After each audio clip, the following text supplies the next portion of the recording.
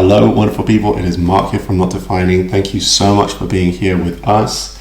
I'm really excited today because I want to run down 5 of my favorite things that people just do not get about bisexuality. So I'm going to get straight into it.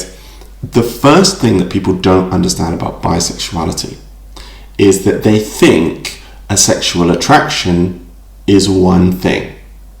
And actually, sexual attraction, when you look at the science of it, is more like 2 different things. Let me explain. So you have what we call proceptive and receptive attraction. So proceptive attraction is like that kind of attraction that you think up in your mind. Yeah, so you think like a sexy thought and then you're attracted to someone, right? It's kind of proactive. It comes from you, right? But we also have what we call receptive attraction, and that means when you get kind of turned on by like the environment or the circumstance. So it might be that you are really in a sexy mood, but then your partner is kind of flirting with you or whatever, and you kind of become aroused by the general situation, right? And this is really important for understanding bisexuality because you have some people who are proceptively attracted to all genders or different genders, right? Is locked in their proactive kind of internal sexuality, right? But you also have people who perhaps will be proceptively proactively attracted to just one gender. Yeah? But they will have receptive attraction to different genders. Okay, so they might have one set gender that they're really kind of set in, but then depending on the circumstance, depending on what's going on, they might kind of feel like, oh, I'm attracted to this person, or oh, I'm feeling aroused, or oh, I'm liking this. Yeah, that's receptive attraction. Okay, a good example of this might be frat boys or rugby lads. Yeah, and they might be hetero in their kind of proceptive, their kind of core attractions, but they'd be really turned on when they're all kind of partying, they're all kind of got their shirts off, and they're in a very charged environment. There's been a lot of research been done on this, and they can become aroused. They can actually become sexually attracted or sexually excited by the situation. Okay, now a lot of those kind of guys might question themselves, and they might be afraid. They're like, oh my gosh, am I gay? Does this mean I'm gay? Like, what does this mean? I kind of feel this towards my friend. No, it doesn't. You're having receptive attraction. And receptive attraction and proceptive attraction, they're not like any less or more important or significant than the other. They're just 2 different ways in which we can experience attraction. Another good example is, let's say, a woman who's always identified as lesbian, okay? But then she meets a man who she really, really loves, and she really, really feels attracted to him. She really vibes with him, she's really drawn to him, and she loves having sex with him, she loves being intimate with him, and she really, really loves him. But she's outside of that mainly attracted to women, proactively or proceptively, in her kind of fantasies. Maybe when she's alone, has self-pleasure or so on. Right? That's receptive attraction. Again, there are so many examples. I'm just literally using like 2 very, very kind of obvious ones, but it's much more complex than that. So people, I think, don't understand that when we talk about bisexuality, it encompasses both. Okay? And really, if you are feeling attractions which feel strange to you or which feel fluid to you, that's very, very normal. Okay, so that's the first thing. By the way, if you would like more content, if you would like to listen to my intimate podcast where I reveal all my secrets, all of my personal journey, and if you'd like to have group sessions and also ask questions to me, then come and join our Patreon. It's patreon.com/notdefining. So the next thing that people don't understand about bisexuality, okay, this is a great one, is that romantic attraction counts under being bi. Okay, so people think, oh, it's just all about the sexual attraction. No, when you say that something is your sexuality, like, okay, I'm straight, okay, I'm gay. Normally it means that you're both sexually attracted and romantically attracted. Okay?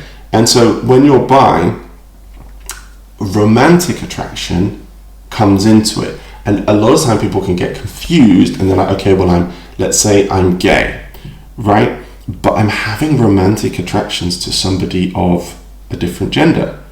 And they get confused. Again, they get really, really worried and they're like, what does this mean about me? What does this mean? Well, here's the thing about romantic attraction. Romantic attraction scientifically is not distinct from platonic attraction. Okay? So if you really, really love a close friend, what is happening in your body, in your brain, in your heart is actually the exact same thing as is happening with a romantic partner. Okay? It's just that we've created the cultural concept of romantic love, and we tend to put that into context of, well, I feel strongly about someone and I'm having sex with them. But actually, for those of us who are more diverse than that, romantic love is just a feeling of strong affection, of strong intimacy, of a strong emotional bond. So actually, anyone who experiences romantic attraction is capable of experiencing it towards anyone of any gender. Right? Let that sink in. So we are all technically bi-romantic. It just depends how we conceptualize that and then who we have physical attraction to as well. Right?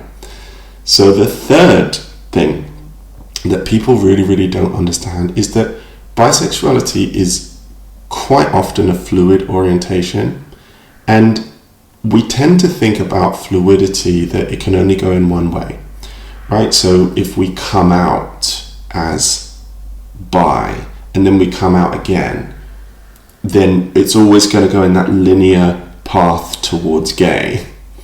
But the research, and a lot of really good research has been done on this, really rigorous and recent research, it actually shows that it's almost an equal amount of people who will go the other way. So if I, bi, for example, I can be attracted to women and then I can be attracted to men and then I can flip back to women again. Yeah, or I can be attracted to everyone and then I can be attracted to no one and then I'll be attracted to everyone again. Right? It can go back and forth and it can go different ways, and we can also use different labels at different times. Yeah, so we might say, okay, well, I'm gay, and then actually I'm bi, and then actually I'm straight. Actually, technically, if you're getting really down to it, that person was fluid. I mean, that person is fluid, that person is bi, is multisexual, but they're using different terms. And so that's kind of a reason why we don't see a lot of bi people, because a lot of bi people will use different terms. The next thing about bisexuality is that it can be fluid in response to life events. Now, a lot of people will say, you know, oh, he's been with a woman and then he didn't like being with a woman and so now he's getting with a guy.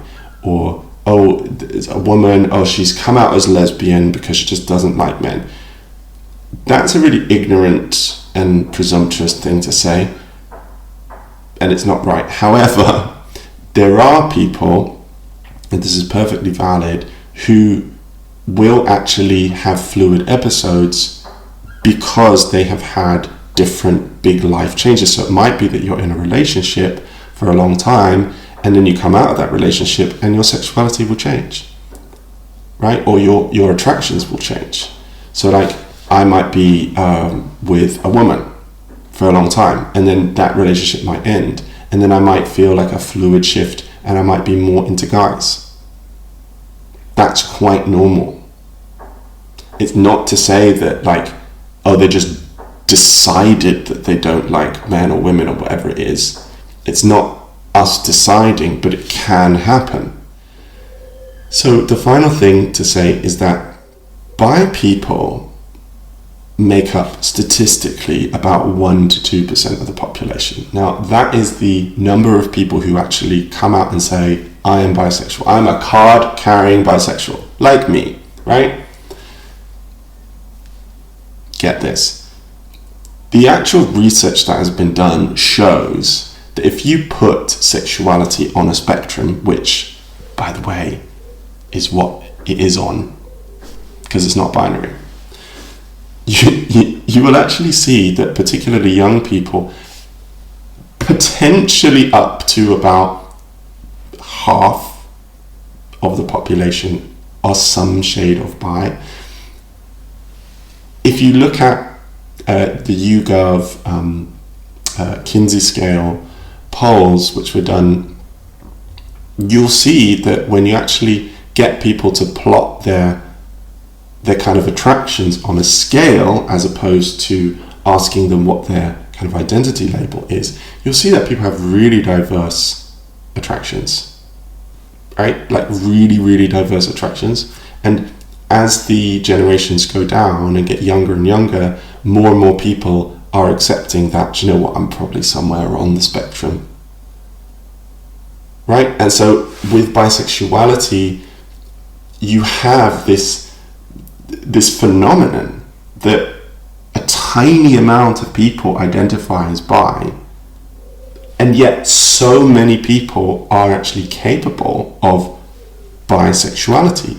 And so when we're thinking about bisexuality, we need to understand that, you know, it is a sexuality that exists in among others. So those are just 5 things which people often get wrong about bisexuality.